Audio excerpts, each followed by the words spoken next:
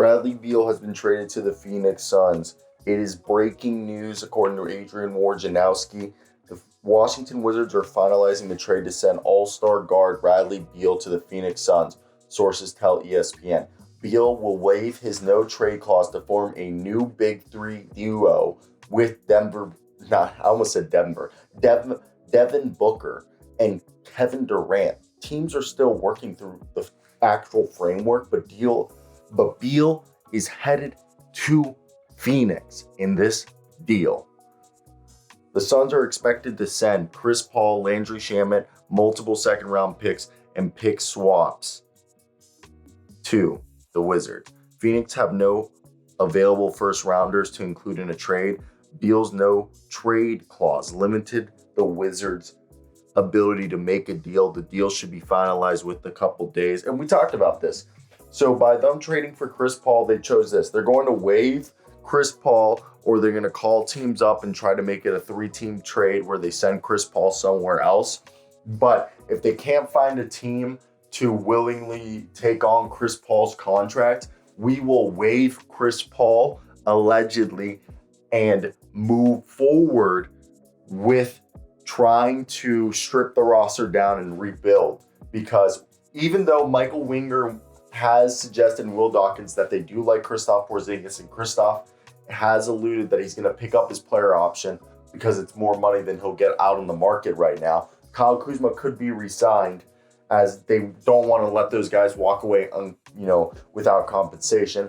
But there's also the chance that they just let them, they both leave and they go out and they waive Chris Paul. Landry Shamet maybe gets redealt. But this gives the team cap flexibility. By next year, we should have if we don't bring back Kristaps and Kyle Kuzma, and we just stretch and waive, or just straight up waive or buy out Chris Paul, we will be able to then have cap flexibility by next year, and we can fully move forward with becoming a rebuilding, tanking team. And for some people would be like, why would you want that? Okay.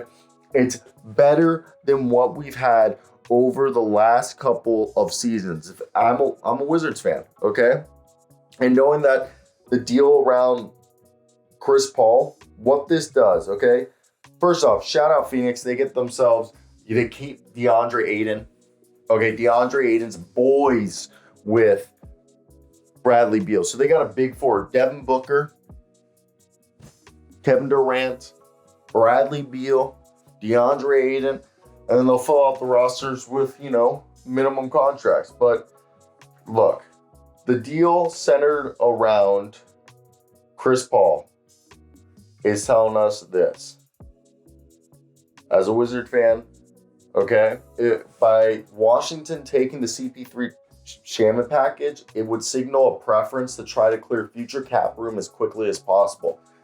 It wouldn't get Wizards far enough under the cap it doesn't get the Wizards far enough the cap to go whole hog into free agency by 2024, but by clearing Paul's $30 million after next season, the Wizards would have to pick up, per John Hollinger, some of the $25 million of the $30.8 million salary for the 23-24 season to make the proposed trade go through under cap rules, even if they waive him afterwards. The Wizards, due to this deal, are able to create at least workable cap space in 12 months that would make, this is actually something good, because the Wizards could start taking on bad contracts. But I love this, guys. I really do.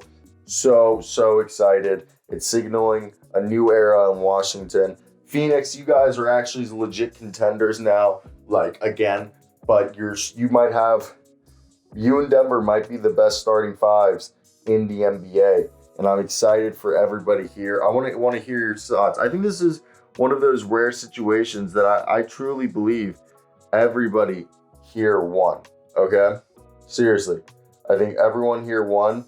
And I really, if I was a Phoenix Suns fan, I'd be happy. You guys didn't give up anything to get Chris Paul. No, not Chris Paul. You gave up Chris Paul, who was on his way out, my apology, to get Bradley Beal. So right there. And You move on from Chris Paul and you get yourself Bradley Beal. You basically just traded Chris Paul for Bradley Beal. I would say that was a robbery, guys. Okay? Congrats.